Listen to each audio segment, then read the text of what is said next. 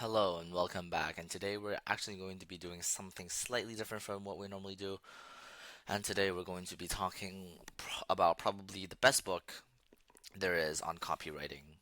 Um, Arguably one of the best books.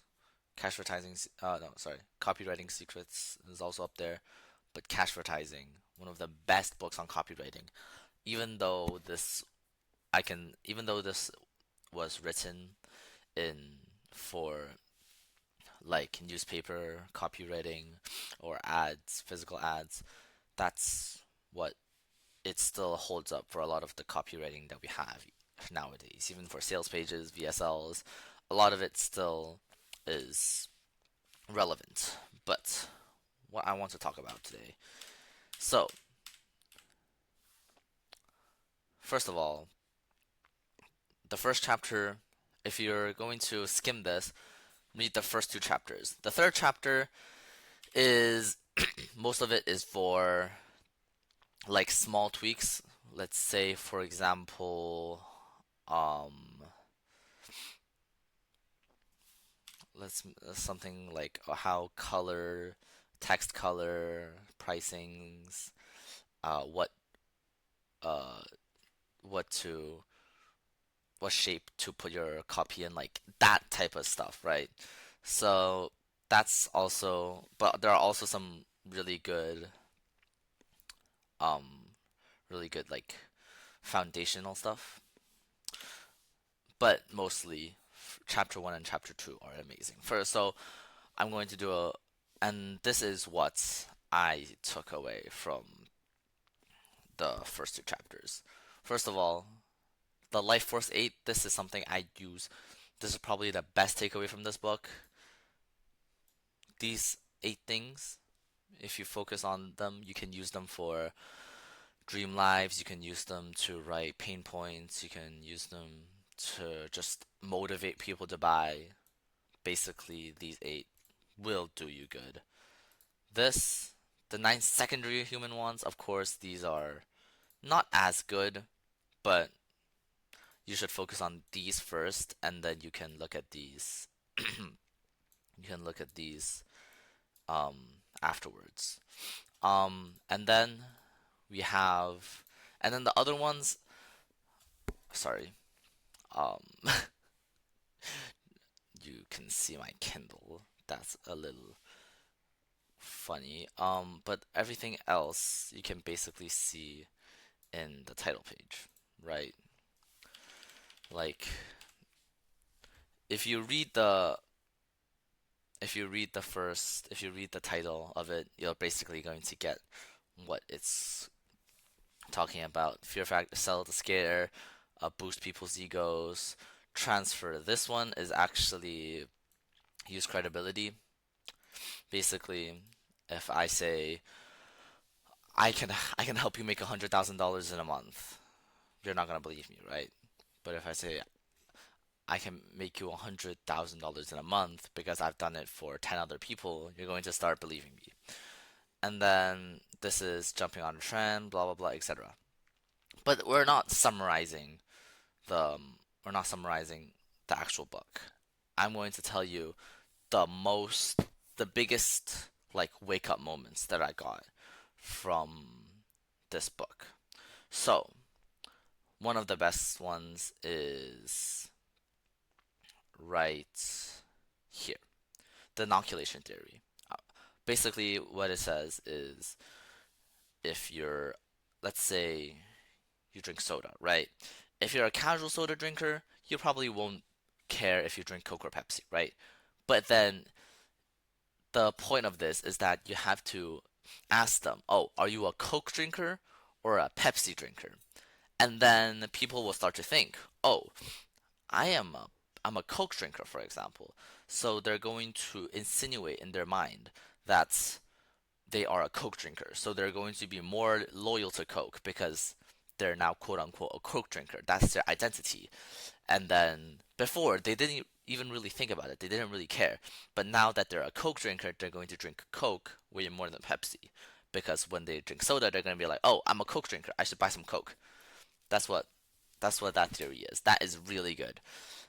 This is basically the same thing, but what it does is like is taking Pepsi drinkers and then changing them to wanting Coca-Cola. And then examples for statistics, of course. Well, this is I kind of knew this before, but it's always a good rule of thumb to use examples. Statistics are very useful, don't get me wrong, but you should definitely use examples first. Repetition.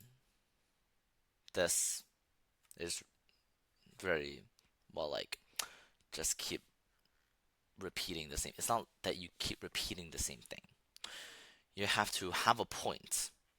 Let's say in one piece of, like, an email, you have to have one lesson that you keep repeating over and over again. Let's say the lesson is um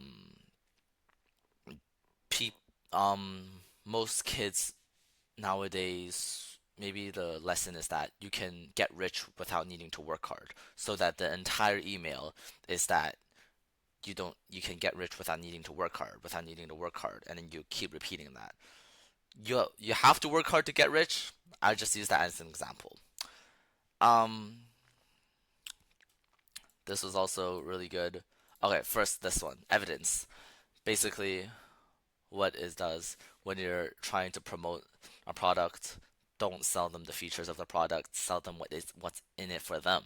So let's say if I is like a really good computer, and you're trying to sell a really good computer, you don't say, oh, there's how much RAM, there's how much gigabytes of storage, and all. You say you're going to how good the PC is going to run. There won't be any lag. You're going downloading games will take like 5 minutes, etc., or something. I don't know. This one is was a really big like wake up moment for me when I read this. It's basically that humans are really lazy. We just skim stuff. So let's say you're trying to promote the same computer. You can write a list of benefits, like 10, 20 benefits, and then people will only read like one or two, and then their brain they're going to go like, I'm not reading all of that. All I need to know is that there are a lot of benefits. Okay, continue. So then so then it looks like you have a lot of benefits, maybe. Maybe if half of the benefits aren't really beneficial, but the brain will just shortcut all of that and be like, okay, really, really beneficial. This one, keep it simple. This isn't a English essay. You're not getting get points for using Shakespeare vocabulary. Keep it simple. The rule of thumb, a fifth grader could read it. Um, and then these are also really good. They just give you like literally like a template or like an actual title for you to just use, right? And then there was one more.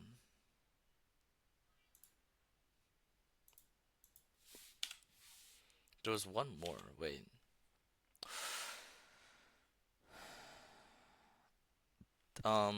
Give me a second. Oh, this one. The transtheoretical method. Basically, this was another really big wake up moment for me. It's basically where a lot it's basically where you run ads. So let me click into this first. So it takes multiple steps for people to actually buy, right? So at the first stage, people are like, "Oh, what's that?" Stage two, they're like, maybe I should check them out. Stage three, they're like, "Oh, maybe I should buy that." Stage four, they buy it. Stage five, they're going to be continuously buying it, right? So what this does is that you run ads in each stage. So you run a series of ads. So okay, maybe in this economy or this situation, you don't run ads, right? You're probably not working for a big ad agency. Let's say you're running emails, right? Maybe you send 5 emails a week. The first email is going to be telling people what their product is. The second is The second is going to be like giving them a reason to check it out. The third reason is giving them a reason is letting them check it out and then giving them a reason to buy. The fourth reason is the fourth email is going to be basically a call to action for them to buy.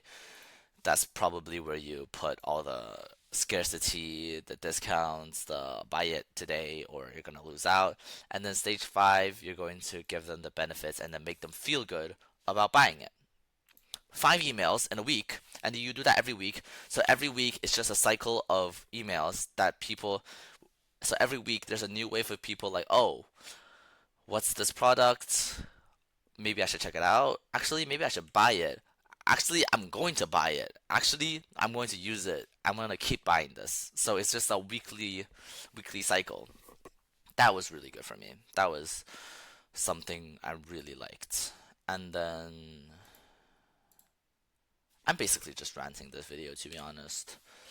And then scarcity, that's obvious. And then this crush your competition with extreme specificity. Basically, is that I'm gonna click into this.